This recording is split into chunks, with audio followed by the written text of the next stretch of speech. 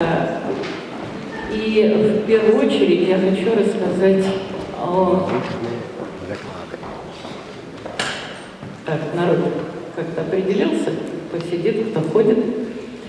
Хочу рассказать о становлении университетского образования в Республике Коми. Идея создания университета в нашем регионе возникла очень давно. В 1921 году по инициативе Алексея Семеновича Сидорова, о будущем доктора филологических наук,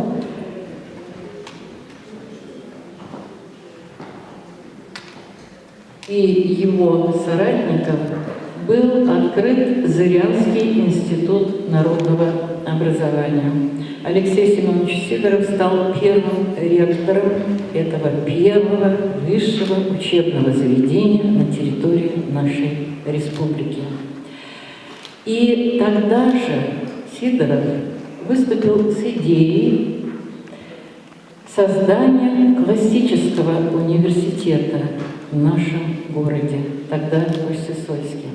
Дело в том, что до революции было создано 13 классических университетов, действовало около 300 отраслевых вузов. И классические университеты создавались только в очень значительных регионах, где существовал огромный потенциал научно-педагогических кадров. К сожалению, наш регион тогда не обладал этой возможностью. И идея Алексея Семеновича Сидорова не получила поддержки. В 1950-е годы на страницах наших местных газет «Красное знамя», «Молодежь Севера» и «Югот-Туй», спасибо, «Югот-Туй» неоднократно поднимался вопрос о создании классического университета. Писали очень многие. Но одно дело предлагать, а другое дело создать концепцию. И вот эта концепция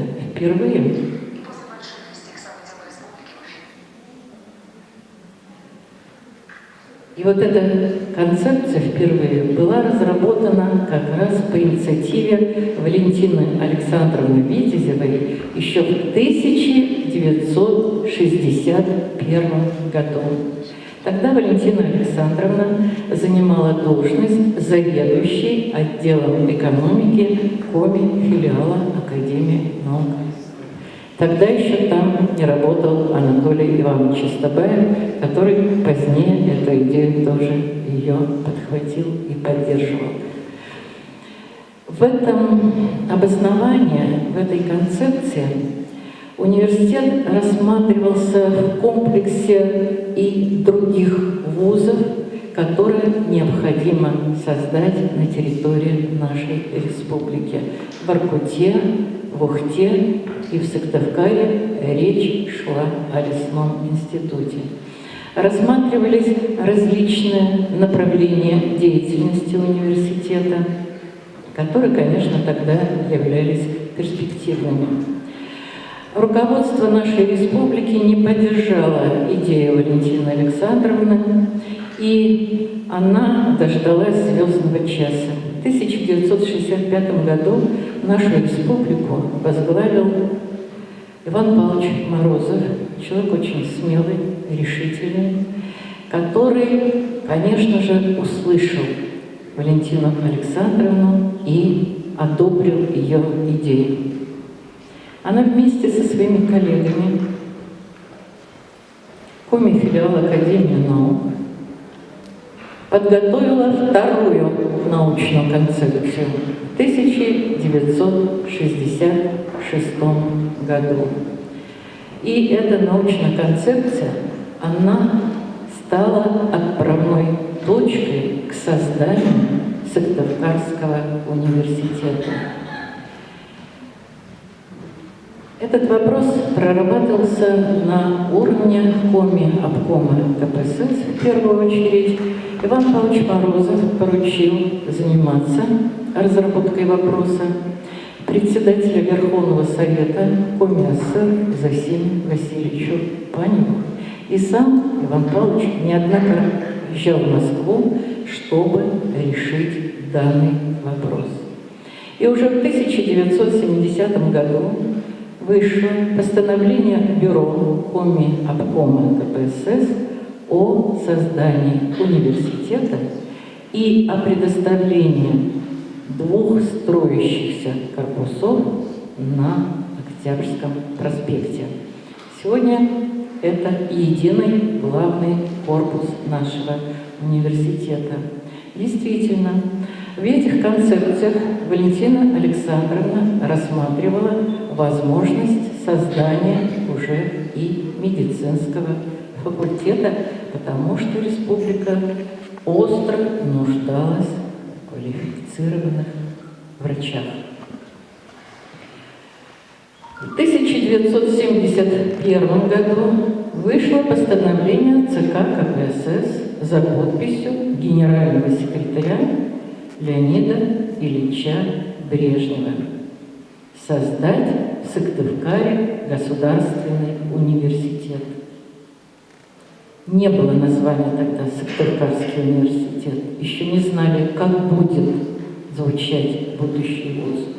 К слову сказать, в своей концепции 1966 года Валентина Александровна высоко оценивала деятельность Коми-педагогического института и писала о необходимости сохранения этого учебного заведения и создания классического университета как самостоятельного учреждения.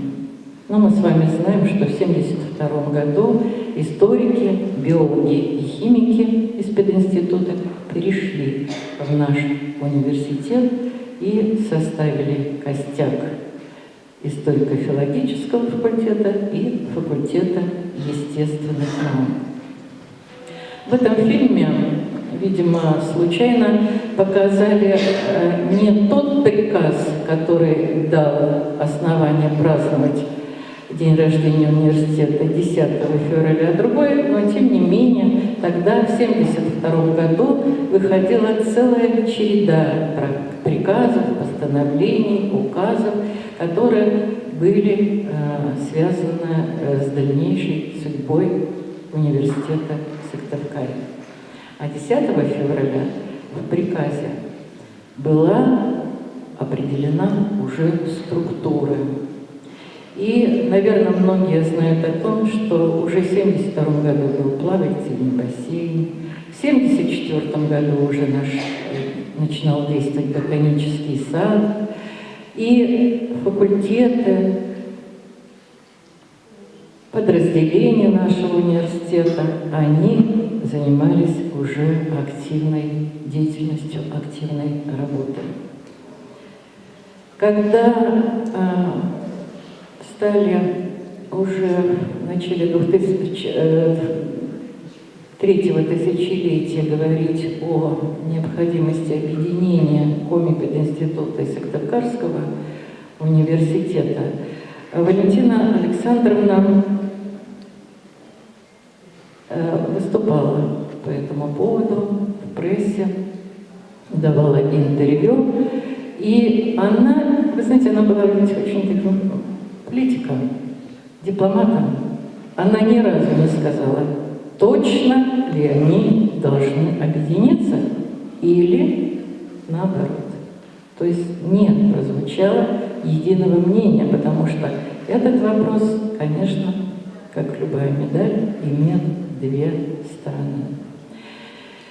Но сегодня, когда мы вспоминаем то, что сделала Валентина Александровна для развития университетского образования в нашей республике, то мы, безусловно, с благодарностью и гордостью говорим прежде всего о том университете, который возник на пустом месте. Очень трудно создавать что-то на пустом месте. Но Валентина Александровна имела очень мощную поддержку и в лице Ивана Павловича Морозова, и в лице Зосимы Васильевича Панина, и, конечно, прежде всего в лице своих коллег-соратников. Дорогие друзья, сегодня мы отмечаем 100-летие Валентины Александровны Витязевой, и я вообще-то шпаргалку приготовила сейчас.